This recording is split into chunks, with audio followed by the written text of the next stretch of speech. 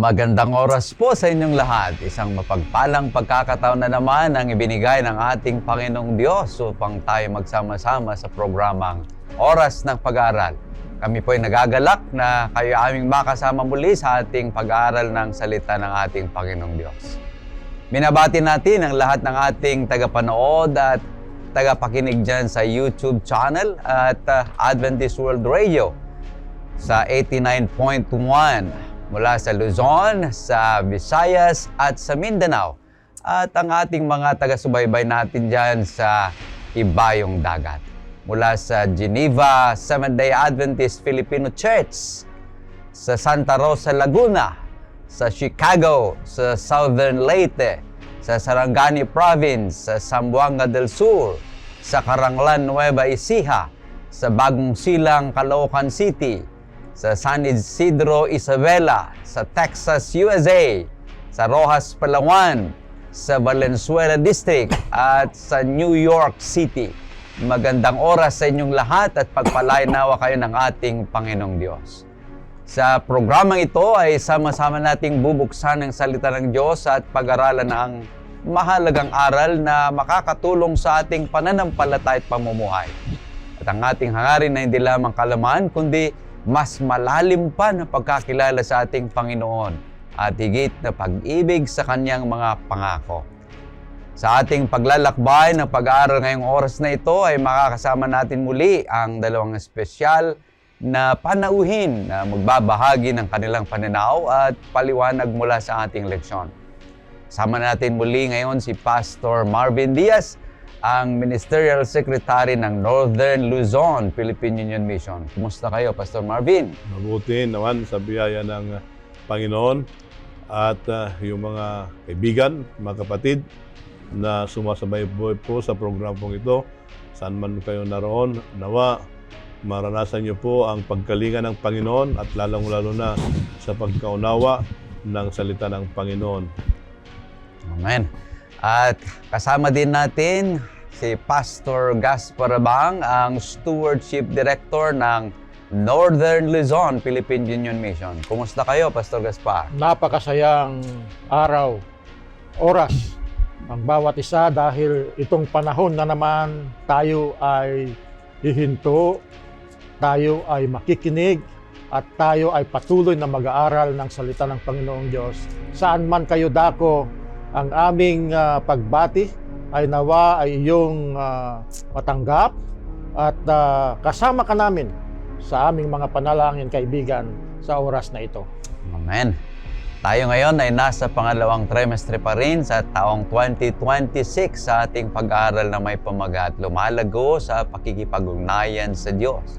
At tunay nga na kamangha-mangha ang patuloy nating paglalakbay sa mas malalim na pagkaunawa ng mga banal na kasulatan. Tayo ngayon ay maganda at sabay-sabay nating simulan ang ating pag-aaral ng ating leksyon. At upang tayo gabayan ng Espiritu Santo, tayo po muna ay manalangin. Hilin natin si Pastor Marvin na pangunahan tayo sa panalangin. Dakilang Diyos, batid po namin ang limitation po ng aming kakayahan. Ngunit kami po ay dumidepende po sa inyo sa pakikitungo ng banal na Espiritu at sa Kanya pong paggabay sa aming pag-aaral. Nawa ang mga leksyon na ito ay magbigay sa amin ng karanasan upang kami po ay mapalapit po sa inyo. Lalo na sa aming pag-aaral sa leksyon na may pamagat, practical prayer. Maraming pong salamat sa pagdinig sa aming panalangin sa pangalan ni Jesus. Amen. Amen. Tayo po ay nasa pang-7 na bahagi na ng ating leksyon sa trimestreng ito na may pamagat, practical na panalangin. Naway maging makabuluhan at mapagpalang ating pag-aaral habang ating sinusuri ang pang-7 na bahagi ng ating leksyon. At ang ating talatang sasauluhin ay matatagpuan sa Aklat ng Mga Awit, 62, ang talata ay 8. Magtiwala kayo sa Kanya sa lahat ng panahon, o bayan. Ibuhos ninyong inyong puso sa kanyang harapan para sa atin at ang Diyos ay kanlungan. Kaibigan, kumusta ang lagay ng iyong buhay panalangin? Tanungin mo ang iyong sarili ngayon, gaano nga ba ako kadalas makipag-usap sa Diyos? Ito ba ay ginagawa ko araw-araw ng may sigasig at pag-asa? O baka naman naalala ko lang siyang tawagan kapag ako'y nasa gitna ng kagipitan? Lagi bang puro request at paghingi ang aking mga dasal? O naglalaan din ako ng oras para purihin at pasalamatan siya? Sa gitna ng aking abalang trabaho o bago ang bawat subo ng pagkain, nararanasan ko na bang tunay na kapangyarihan ng kanyang presensya na kayang bumago sa lahat ng aspeto ng aking buhay? Ang panalangin, kaibigan, ang nagsisilbing ugnayan sa pagitan natin bilang mga sanga at ni Jesus bilang tunay na puno ng ubas. At sabi nga ni Ellen White, kung nais nating lumago at yumabong, kailangan nating patuloy na humugot ng katas at sustansya mula sa buhay na puno ng ubas, sapagkat kapag hiwalay tayo sa Kanya, wala tayong lakas. Ito ang biyaya ng patuloy na panalangin, ang katiyakan na tayo ay dinidinig ng Diyos at palagi siyang sumasagot sa Kanyang tamang panahon at perpektong paraan kahit hindi ito ang ating inaasahan. Kanya ngayong oras na ito ay samahan mo kaming magbalik tanaw sa mga tauhan sa Biblia na nananalangin ng may pananampalataya. Sama-sama nating tuklasin ang mga praktikal na paraan upang mas patibayin ang ating komunikasyon sa Panginoon sa bawat sandali ng ating buhay. Kaibigan, handa ka na bang lumago? Halina at simulan natin ang ating pag-aaral. Meron muling 3 punto na ating pag-aaralan sa oras na ito. At ang 3 puntong ito ay nag-uumpisa sa letter C. Ang unang punto ay connecting with God, the lifeline of the soul. Ang pangalawang punto ay clinging to God, strength through every season.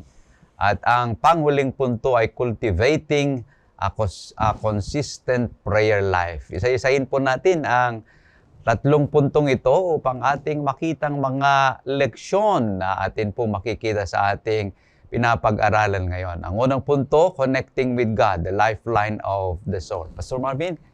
Yung ating lesson na Pastor Jules, Pastor Gaspar ay very practical. Yung title na lang, Practical. Practical prayer. So, para bang pagtitignan mo ito, para bang no need to elaborate kasi practical. Ito ay aspeto na kung saan bawat mananampalataya mayroon siyang prayer routine na kung saan iyon ang panahon na makipag-usap siya sa Panginoon. Ngunit yung ating lesson para magkaroon tayo ng practicality, ang una doon, sabi doon ay connecting with God. It's the lifeline of the soul. Nasubukan nyo na ba na yung cellphone nyo ay walang signal? Anong pakiramdam? Na may gusto kang kausapin, Hindi ka makatawag. hindi ka makatawag. Mayroon kang gustong i-send na message, hindi naman na i-send. Ganun na, mayroon bang lifeline? O magpadala ka ng GCash, ayaw naman mag-send. O di, putol yung connection, yung lifeline mo, wala din. Ganon ang practical. Pero yung practical na yan, pag yung prayer natin sa Panginoon ay putol, wala yung connection. Ibig sabihin noon, wala yung power. It's only prayer is the powerhouse sa buhay natin ito. Now, tingnan natin doon sa Marcos 11:24. Ano ang sabi doon? Ito ay ang context nito, nung dumaan sila ng Panginoon, mayroong fig tree, ikinurse niya. Then nagtaka, sabi nung kanyang mga alagad, yung ikinurse mo na fig tree kahapon, ngayon ay nalanta na. Anong sabi doon? Kaya nga, sinasabi ko sa inyo, ang lahat ng bagay na inyong idadalangin at hingin, paniwalaan ninyong tinanggap na ninyo at iyon ay mapapa sa inyo. Ito, yung context nito, sabi doon ay yung kinurse mo na fig tree, nalanta na. Then later on, ang sabi ng Panginoon, if you believe na yung bundok na yan ay lilipat. Now, sabi ng Panginoon, pagkatapos niyang sinabi yun, therefore, pag sinabi natin therefore is always a conclusion. Ang sabi niyon, whatever things you ask when you pray, whatever things you ask when you pray. Ano ang hilingin mo sa Panginoon pag nanalangin ka, then anong sunod doon? Believe that you receive them and you will have them. Now, minsan kasi sa ating panalangin, nananalangin tayo, after ng panalangin natin, hindi naman natin pinapaniwalaan.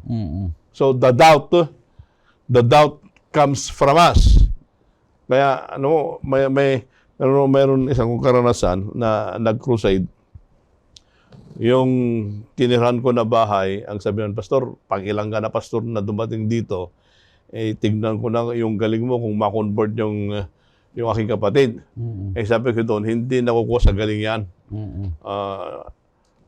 Bakit? Anong nangyari sa kapatid mo? So, marami nang duman na pastor, pero hindi pa rin na-convert yung aking kapatid. Now, sabi ko sa kanya, gusto bang ma-convert yung kapatid mo sa tulong ng Banal na Espiritu? Sabi niya, ganito ang gawin natin. Ikaw ang manalangin, hindi ako. No, pag nanalangin ka, then after ng panalangin mo, paniwalaan mo. Kasi the moment na nanalangin ka at hindi ka naniwala, walang mangyayari. So, sabi ko, ikaw manalangin. Bagamat ako ay pastor, ikaw manalangin. So, nanalangin siya.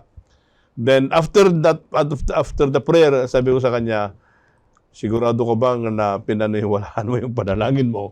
So, sigurado naman ako. Then, later on, nag-crusade. Wednesday night, nag-altar call ako. Usually, hindi ako nag-altar call pag crusade. Nag-altar call ako for the purpose na tatayo yung kapatid. Hindi siya tumayo. Sabi nung babae, ay, tignan mo, pastor, ayaw talaga magbinyag yung kapatid ko. Sabi ko, naniwala ka ba sa panalangin mo? Hindi pa natapos yung crusade. Then, Thursday, nag-altar call ako. Then, Friday, altar call. Hindi pa rin tumayo. Then, pag-uwi namin dun sa bahay, sabi niya, pastor, yung aking kapatid, talagang hindi siya magbibinyag. Now, hindi sabi ko sa kanya, hindi pa tapos. Meron pang bukas. Then, kinaumagahan, sabi niya sa akin, tuwing umaga ng Sabado, pastor, nakikikain dito yung aking kapatid. Bakit ngayon ay wala? O hindi na siya magbibinyag. Then later on, naligo ako, paglabas ko, silang dalawa nag-iyakan. Sabi ko, bakit? Meron bang namatay? Nag-iyakan yung dalawa. Tapos sabi ng babae, pastor, yung aking kapatid, magbibinyag na. Okay. O di, nagbinyag siya. Now, ito po minsan, ang problem. If we pray, na tayong nanalangin, dapat paniwalaan natin. Kasi minsan, hindi sinasagot yung ating panalangin kasi tayo mismo hindi naniniwala doon sa ating panalangin. So, one practicality na titignan natin, we need to align our hearts to God that when we pray, we need to believe what we have prayed. Napakaganda. Kasi ang panalangin, yung practical na pananalangin, ay parang nakakonekta din dito sa ating memory verse na sinasabi niya, trust in Him at all times. Magtiwala lagi tayo sa Kanya sa lahat ng panahon. Kaya ibig sabihin, sa practical na pananalangin, ay kakonektado sa pagtitiwala natin sa Kanya. Sa pamumuhay natin, ay kasama doon sa kapag manalangin ka, maniwala ka, sabi ni Pastor Marvin kanina. Kasi kasama yon na kapag humihiling ka, maniwala ka na ibibigay ng Diyos. Kaya sinasabi niya dito na trust Him at all time. Ang ganda dito sa sa banal na kasulatan, lalo tigit sa kanyang word study dito sa trust, na sabing trust dito sa Psalms. The word trust ay bityo. Ibig sabihin to rely, to feel secure, and be confident. Ibig sabihin, kapag ikaw ay magtiwala sa practical na pananalangin, ikaw ay nagre-rely sa Kanya. Humihiling ka sa Kanya. Sinisecure mo yung ay kinakabuhay mo. You need to feel it through emotion, through trust, na talaga yung panalangin mo ay ibibigay niya. At ang sabi pa dito, dapat kumpiyansa ka. May kumpiyansa ka na yung panalangin mo na yun ay tutuganan ng Diyos. Ito yung madidevelop sa atin sa mga practical na mga pananalangin sa Diyos upang tayo po ay ipagkaloob ng Diyos kung ano man yung hinihiling po natin sa ating mga buhay. Amen. So napakaganda na atin pong titingnan na kung saan itong connecting with God na unang punto ng ating leksyon. Una, yung ating sinasabi kanina, our faith is active ownership, na kung saan this shifts prayer from maybe to a certainty. Yung binanggit natin kanina, na dapat paniwalaan mo na yan ay mangyayari at ibibigay ng Panginoon. You position your heart to trust God's character na ibibigay sa iyo yan ng ating Panginoong Diyos. At yung pangalawa na sinasabi natin kanina, na kung saan yung goal ng ating prayer is not to inform God, because God already knows our prayer. Alam na niya yung ating panalangin. Ngunit ating ina-align yung ating puso sa ating Panginoong Diyos. So napakalaga ito na atin pong titignan na bahagi ng ating leksyon, no? Pastor Marvin at Pastor Gaspar. So tayo po idadako na sa pangalawang bahagi ng ating leksyon, clinging to God, strength through every season. Pastor Marvin. Yeah. Maganda ito kung titignan natin yung mga biblical character na kung saan sila ay kumapit sa Panginoon. Tama ba yung Tagalog doon sa clinging? Clinging. No. You cling to God, yung kumapit ka sa Panginoon. Kasi yun, ang sabi doon ay, if we cling to God, then in every season of our life, then we find strength. Tingnan natin una dito tingnan natin si Elijah. Si Elijah ay siya yung paboritong prophet ni Ahab at saka Jezebel. Especially i-persecute. Kasi si Elijah, yun yung tumutugi sa kanila na mali ito. At dahilan dito, then doon sa bundok ng Carmel, nandun yung the living God versus Baal. Then after that one, ano ang nangyari doon? Kasi nung natalo sila doon, gusto nilang patayin si Elijah. Pero ang Panginoon ay siya yung nagdala sa kanya. Ito ang sabi doon sa unang Hari 19, 11 and 12. 11 and 12. Kanyang sinabi, humayo ka at tumayo ka sa ibabaw ng bundok sa harap ng Panginoon. At ang Panginoon ay nagdaan at biniyak ang mga bundok ng isang malaki at malakas na hangin. At pinagpuputol-putol ang mga bato sa harap ng Panginoon. Ngunit ang Panginoon ay wala sa hangin. At pagkatapos ng hangin ay isang lindol, ngunit ang Panginoon ay wala sa lindol. Pagkatapos ng lindol ay apoy, ngunit ang Panginoon ay wala sa apoy. At pagkatapos ng apoy ay isang banayad at munting tinig. Yeah. Tingnan mo natin, ito yung nangyari doon Bibiro mo, mga bundok yan, naghihiwalay. Ngunit wala doon ang Panginoon. Pero ang sabi doon, after the fire, a small voice. Maganda dito, Pastor Jules, Pastor Gaspar, in prayer, we need also to listen. Yeah. Clinging to God is we need also to listen. At doon sa season, yung pag-iba-iba ng mga panahon sa ating buhay, ibig sabihin yun, iba-iba yung karanasan natin na mangyari sa buhay natin. Mayroong mga hindi maganda, may sakit, ano pa yon, pain or whatever circumstance or seasons sa buhay natin, we need to listen. Kasi po yun, minsan ayaw nating makinig. Gusto lang natin tayo ang papakinggan. Now, pero doon sa pagkikinig natin, in clinging, kagaya dito, napakinggan ni Elijah, but we need also to ask assurance. Pwede bang assurance? Assurance doon sa hiningi natin sa Panginoon. Now, ito ang karanasan ni Job. Ni Jacob sa Genesis 32:26. Genesis. Ito yung sa wrestling with the angel the whole night. Genesis 32 verse 26. Sinabi niya, bitawan mo ako sapagkat nagbubukang liwayway na. At sinabi ni Jacob, hindi kita bibitawan malibang ako ay mabasbasan mo. Ang sabi doon, I will not let you go.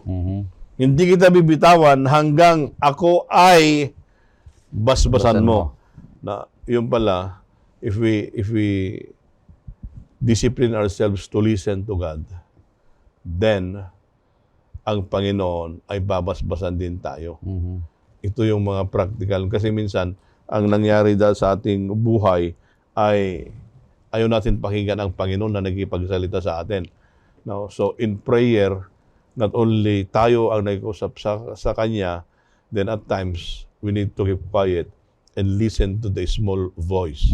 Then upon listening to the small voice, ang hingi natin sa Panginoon, Panginoon, I will not let you go until you bless me. Paano mo hingin yon when you're suffering sickness, when you're suffering pain, or ano man yan?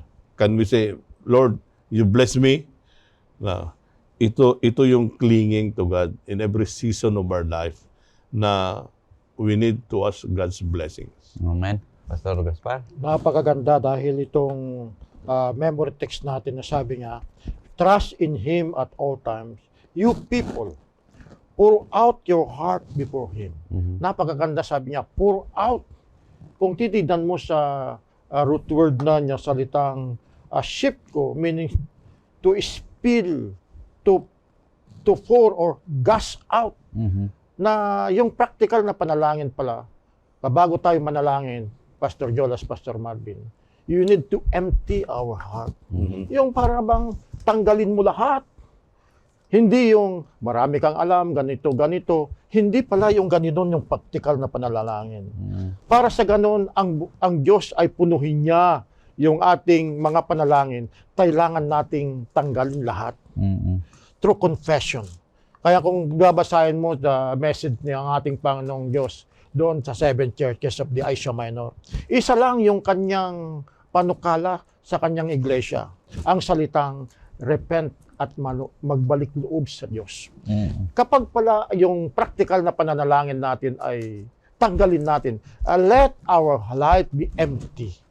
Yung talagang empty. Para sa ganun, ang Diyos pala ay kanyang ibibigay, pupunuhin sa buhay natin at tayo na ay magkakaroon ng kapangyarihan sa ating mga buhay. Kaya napakaganda, kaya nga sabi ng Panginoong Diyos, kung babasahin natin, nakasalalay sa puso, yung practical, yung sinseridad. Kaya kung basahin natin sa Ezekiel chapter 36 verse 26, yun ang nais ng Diyos. Pakibasa, Pastor. Kasi nakakonekta yung laman ng buhay natin, laman ng isip natin sa ating pakikiugnay sa Diyos. Ano po ang sabi? Bibigyan ko kayo ng bagong puso at lalagyan ko kayo ng bagong espiritu sa loob ninyo. Aking aalisin ang batong puso sa inyong laman at aking bibigyan kayo ng pusong laman. Kaya kung hindi natin i-empty ang buhay natin, hindi natin mabago yung dating kalagayan natin, ang Panginoong Diyos hindi niya tayo bibigyan ng puso na may talagang sinseridad na puso na lumalapit sa Kanya. Kaya kung babasahin mo, magpapatuloy yan, Pastor Jolas, ang maganda kapag nabago pala yung puso natin, mayroon na tayong kapangyarihan na sumunod sa kapanukalan ng Diyos, yung practical na pumumuhay natin bilang isang Kristiyano, nararanasan natin yan. Ang maganda sa verse 30, ang ganda yan. Kapag pala yung empty yung buhay natin, yung puso natin na bago, inalaw natin ng Diyos na siya yung nagbigay ng panibagong puso, na transform ang buhay natin, yung practical na panalangin natin, may kaakibat pala ng pagpapala ng Diyos. Anong sabi niya? Aking pararamihin ang bunga ng punong kahit ang ani sa bukid upang hindi na kayo muling magdadanas ng kahiyan ng taggutom sa mga bansa. Yun ang promise niya kapag we emptied our heart, our mind, at kapag tayo ay nananalangin, ang practical application niya ay mayroong kaakibat na pagpapala ng Diyos.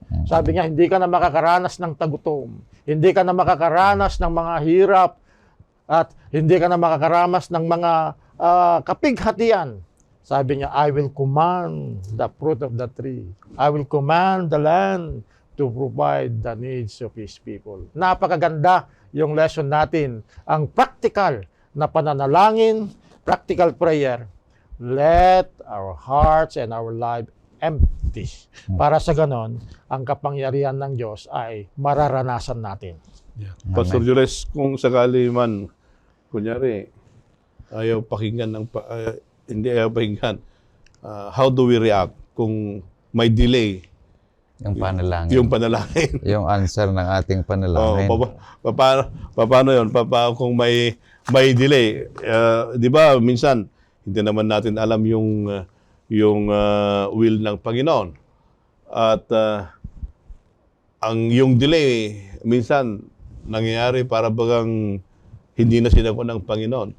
Then paano ka tayo mag-react ng ganon? Yung nakikita ko rito sa karanasan ni Elijah tungkol sa kanyang exhaustion and fear sa chapter 19 nating pinapag-aralan, Pastor. Nakita ko na yung kanyang panalangin ay kung maaari kunin na yung kanyang buhay. Sabi dito, siya'y humiling na siya'y mamatay na sana.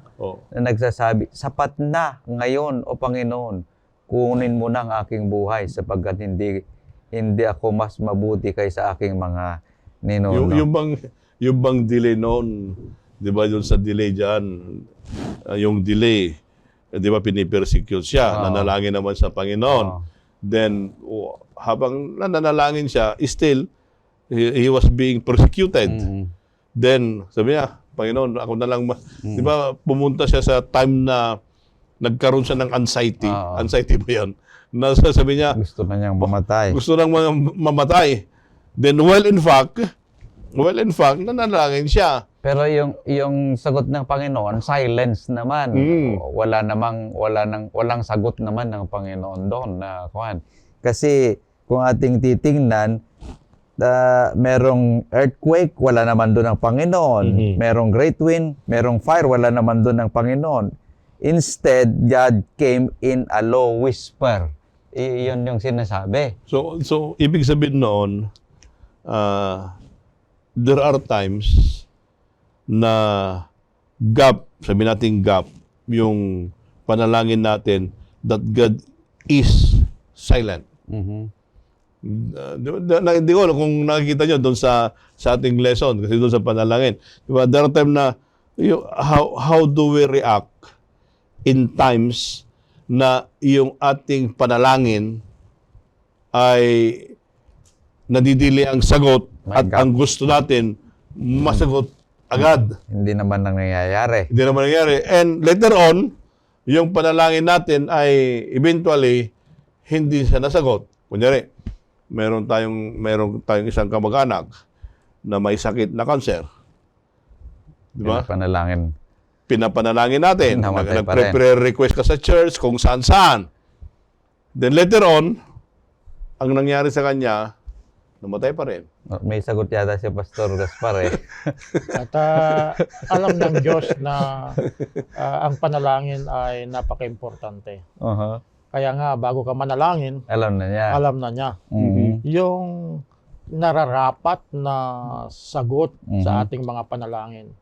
Kaya nga, kapag tayo ay nananalangin, hindi yung nais natin, kundi yung nais ng Diyos. Yeah. Yun yung ating laging panalangin. Okay. Na bagamat gusto natin na humaba ang buhay, gumaling yung may sakit, at mabigyan ng magandang buhay yung isang kapatid, hindi yung nais natin. Kaya nga yung panalangin natin na lagi-lagi, not my will, but thy will be done. Amen. Sabi yan ng pattern ng Yun, ating yun, Panginoon Jesus. Kasi yun yung minsan, kasi we're talking, pinag-usapan natin dito yung practicality ng panalangin eh.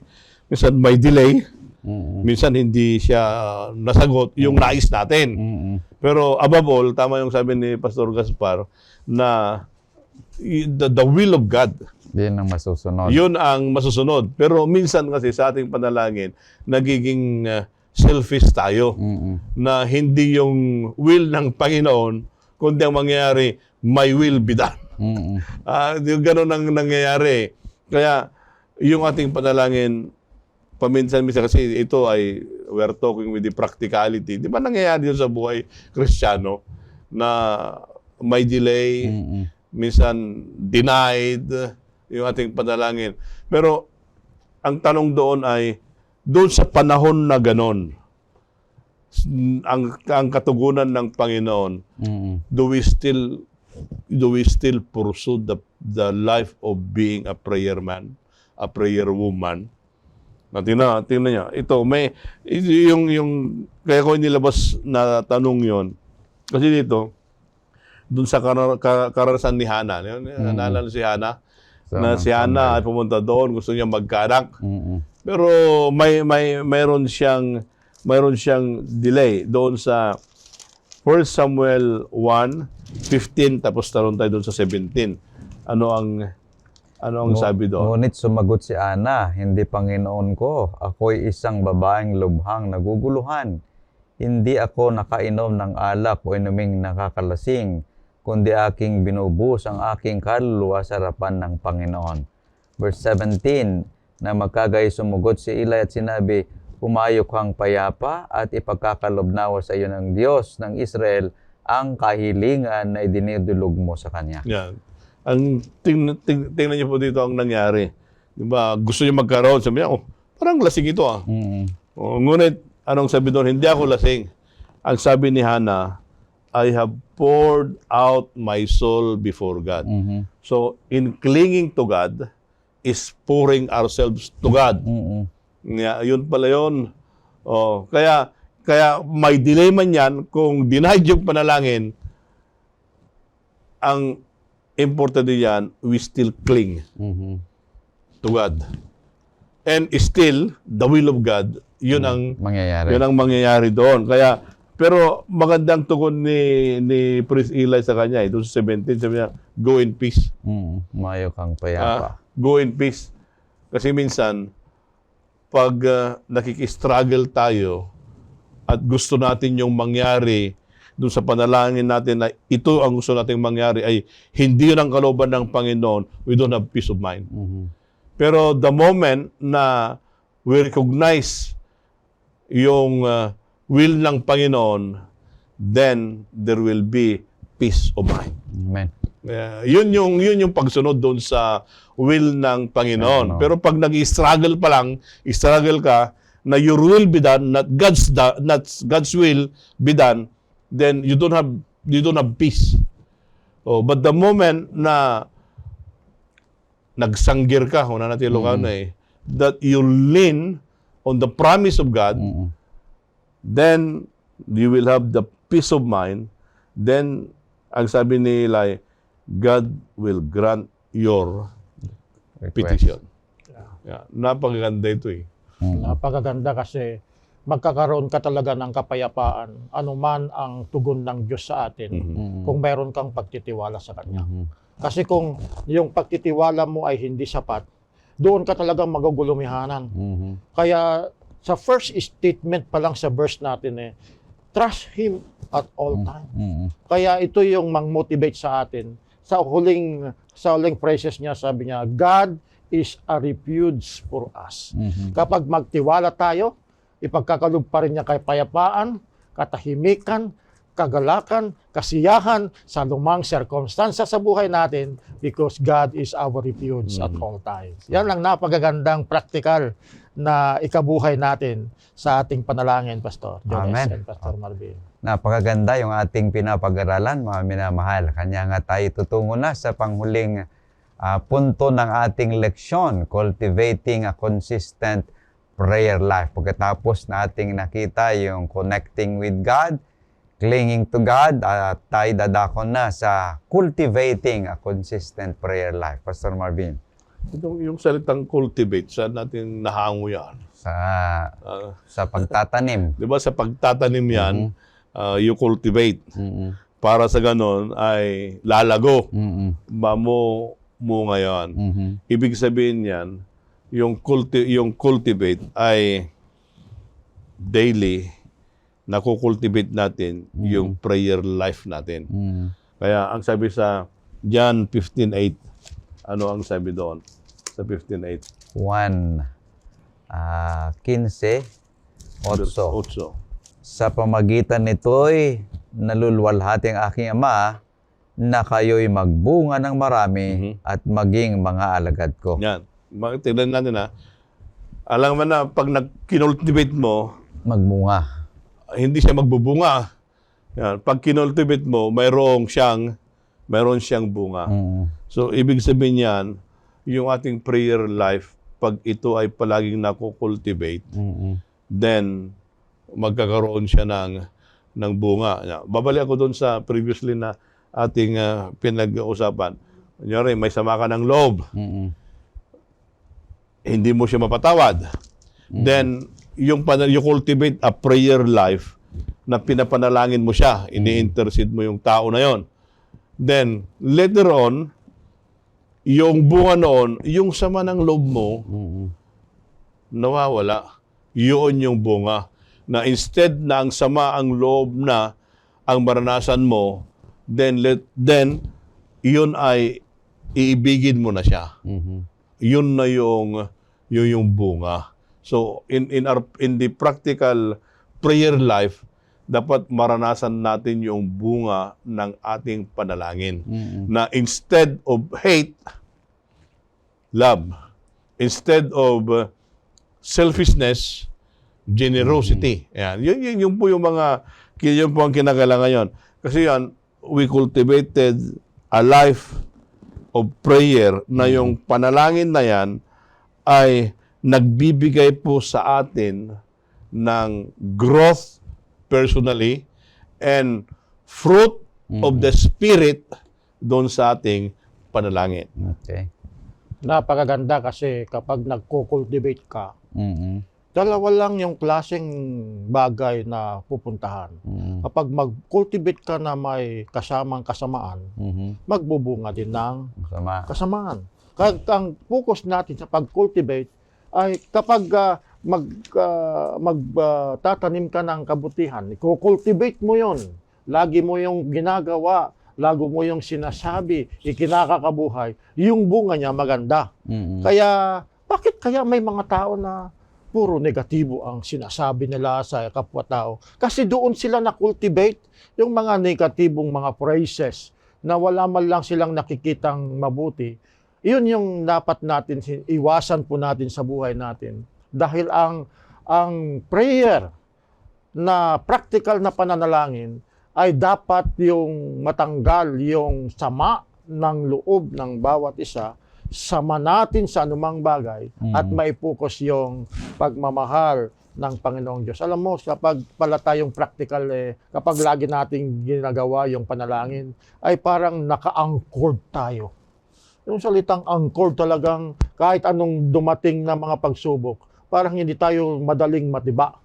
Hindi tayo madaling mawala kasi naka-anchored tayo. Kanino? Sa ating Panginoong Diyos. Parang yung kapag nakukultivate tayo sa Panginoong Diyos at lagi natin ginagawa in practical way, ano man ang mangyari. Kahit dumating yung mga ibang pandemic na naman, kapag tayo ay laging nananalangin sa Panginoong Diyos, kasi the more we pray, the more humility we experience in the sight of God. Kaya dito yung practical na buhay na ang panalangin ay nakakatulong sa atin. Yung pagtanggap sa bawat araw, bawat hamon na dumating sa buhay natin upang tayo lalong magtatagumpay. Pastor Jolas, Pastor Marvin. Amen. Meron akong gustong basahin dito na talata. Ewan ko kung anong pagkaunawa ninyo. Sabi sa Filipos 4:6, huwag kayong mabalisa sa anumang bagay, kundi sa lahat ng mga bagay sa pamagitan ng panalangin at pagsamo na may pagpapasalamat ay ipaalam ninyo ang inyong mga kahilingan sa Diyos. Anong sinasabi dito ni Apostol Pablo, Pastor Marvin? Doon sa Philippians po yan eh. Doon sa Philippians context na minsan yung mga tao dyan, parang they're anxious of your daily needs. Pero sabi doon, bring that to God. Bring that to God. Kaya sa isang mananampalataya, kasi pag yung focus ay yung earthly needs, parang kabweb yan eh. Natatakpan yung ninanais nila.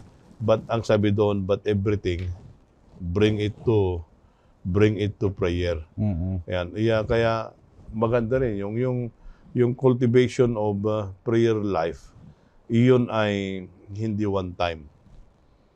Iyon ay kinakailangan na lagi-laging maganap yon. Kasi pag one time lang siya, nung ay kabingkulan. Di ba yung sa Ilocano yun ay matigas na lupa. So mahirap mo i-cultivate yon. Yung matigas na lupa, bingkol sa Ilocano yan eh. Mahirap i-cultivate yon. So anong gagawin mo dun sa matigas na lupa? Palambutin mo yon. So ang ibig sabihin nyo nun, yung puso natin, malalambot yan pag constant yung ating prayer. Hindi siya magiging binggol, kundi yan ay lalambot yan. Kaya maliwanag doon sa sabi ni David, doon sa awit, 1 versikulo 3, Sa mga awit.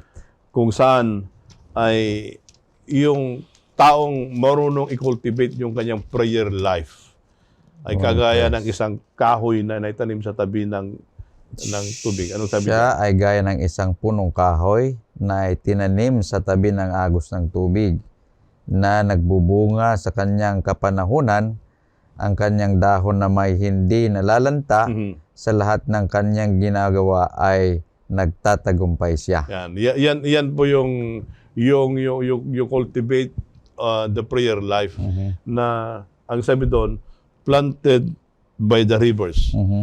Yung kanyang pananampalataya ay hindi siya magkakaroon ng drought. Ano sa drought ang Tagalog? Tagtuyot. Hindi siya matutuyo. So, ang ibig sabihin nun, pag yung isang mananampalataya ay constant yung kanyang panalangin, hindi matutuyo yung kanyang pananampalataya. Then, hindi lang matutuyo yung pananampalataya, ang sabi nyon, that brings forth its fruit in its season. Yan. Yan ay, yung bunga din, ay namumunga. Namumunga yan.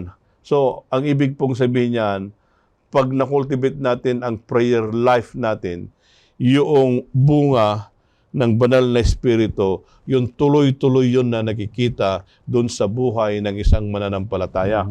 At hindi lang yon, ang sabi doon, yung kanyang dahon ay hindi siya nalalanta.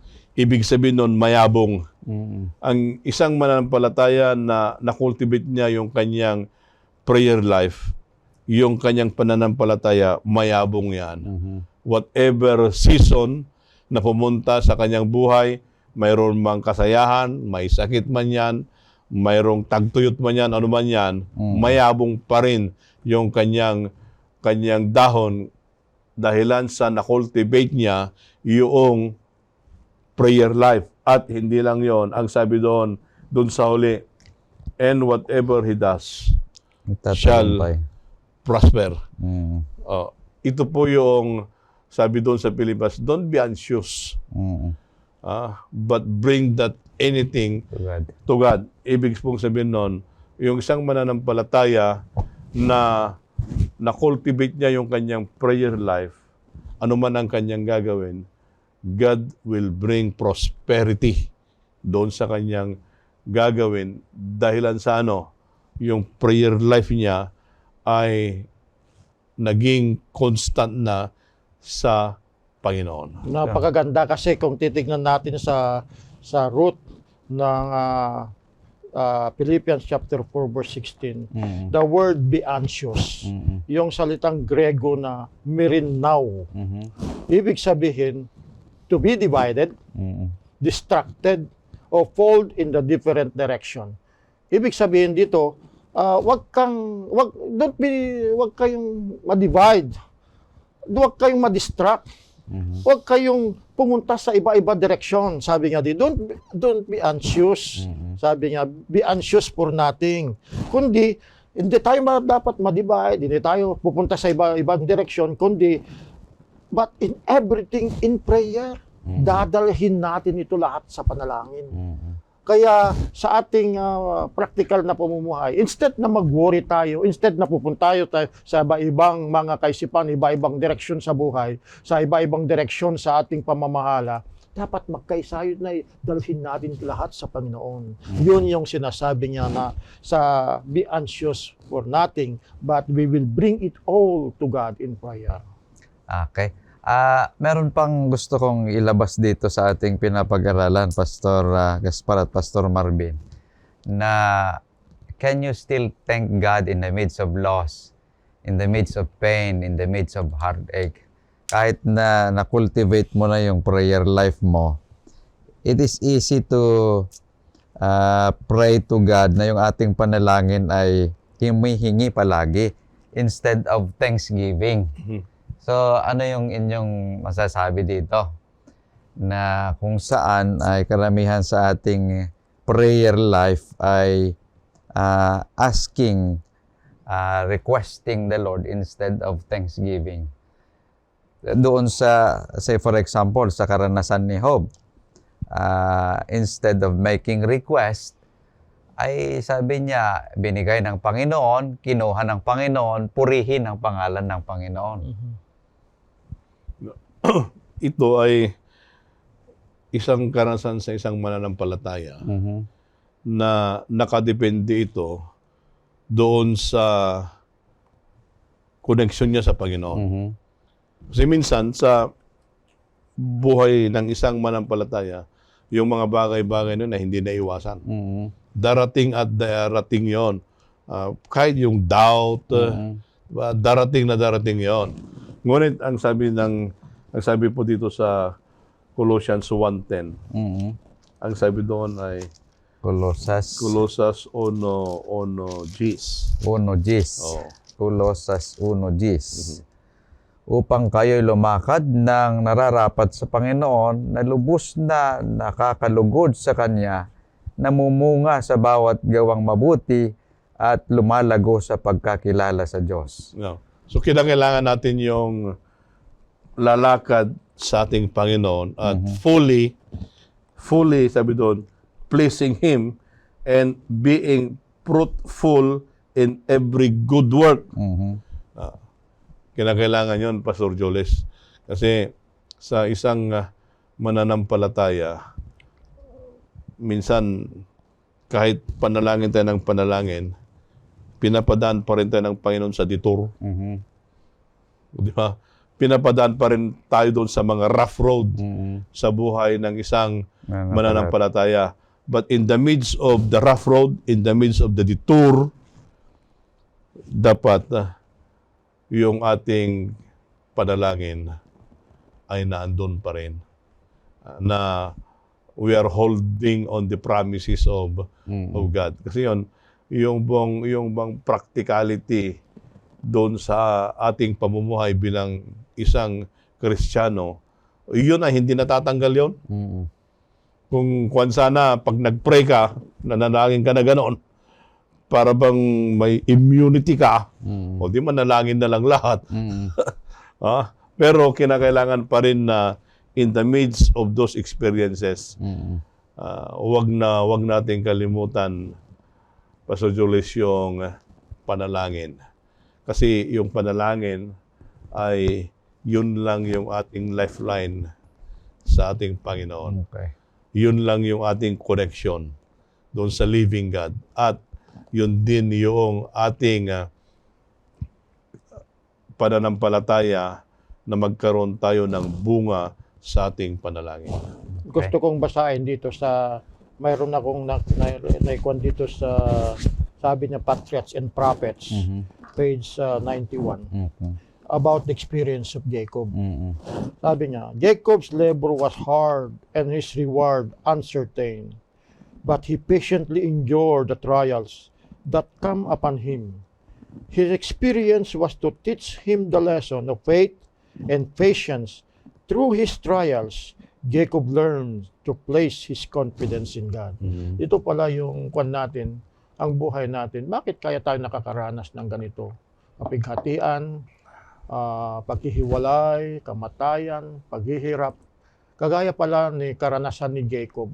Ito pala yung nagde-develop sa atin how to be confident sa ating Panginoong Diyos. Na bagamat ganun lang nangyayari, ay nakukultivate pa rin sa atin yung salitang pagtitiwala sa Diyos. Amen.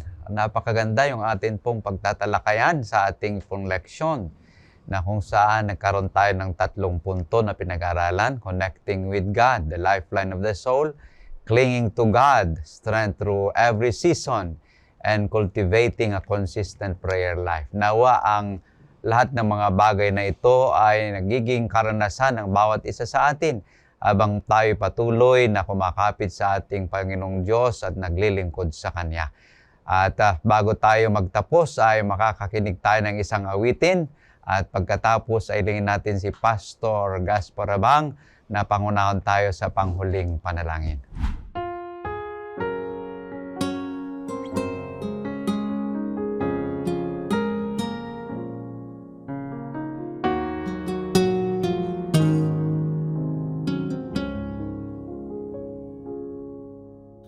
Ako'y sumulat ng awitin, aking inihahandog sa'yo. Ito'y nagmumula sa puso ko, dahil ramdam ko ikaw ay narito. Laging nariyan ka, handang dumamay sa kalungkutan o kaligayahan man. Aming Panginoon, ikaw ang nag-iisa, walang makapapantay sa kapangyarihan mong taglay. Hinanais nawa itong aking awitin, iyong dinggin, aking dinadalangin. Maraming pagsubok ang pinagdaraanan, ngunit alam ko, hindi mo ako pababayaan. Ikaw ang lakas ko, hinding-hindi susuko sa hamon ng buhay. Aming Panginoon, ikaw ang nag-iisa, walang makapapantay sa kapangyarihan mong taglay.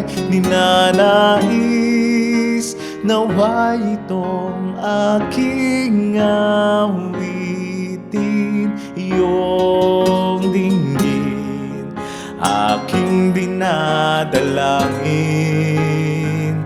Aming Panginoon, Ikaw ang nag-isa.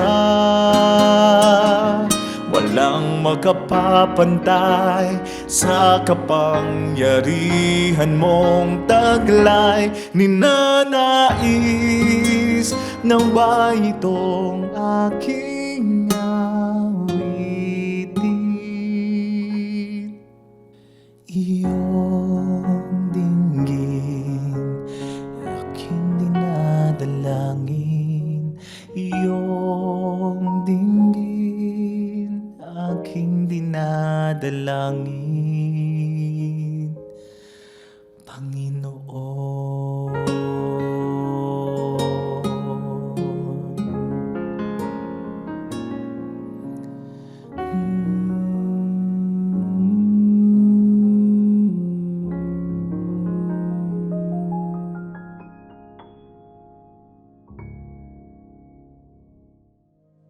Ama naming banal, wala pong kabuluhan ang aming mga panalangin sa inyo. Kung ang aming buhay ay hindi po laging naka-align sa inyong kagustuhan, tulungan mo po ang bawat isa. Maging habit namin nawa na kami ay lumalapit, nagpapakumbaba sa iyo, lumalapit sa inyo na may sa aming mga panalangin. Panginoong Diyos, maranasan nawa namin ang praktikal na buhay bilang isang mananalangin na laging lumalapit sa inyo, Panginoon. Panginoong Diyos, punuhan niyo po nawa ang aming kakulangan, ang aming pagkukulang, upang lahat po ng amin pong hinihiling ay kayo po ang magtutugon. Ganon din po, dinadalangin po namin na lahat po kami nanonood at nakikinig itong programang ito ay lumago sa aming karanasan, sa mga pagsubok na aming hinaharap, Panginoon. Ito nawa ang magbibigay sa amin ng kumpiyansa sa aming Panginoong Diyos. Salamat po sa pagtugon sa aming mga panalangin dahil ito aming hiling sa pangalan ni Jesus. Amen. Amen. Kaibigan, sa muling edisyon ng ating programang Oras ng Pag-aaral ay amin ka naming hinihikayat na muling makipag-aral sa amin sa mga ginintoang salita ng ating Panginoong Diyos.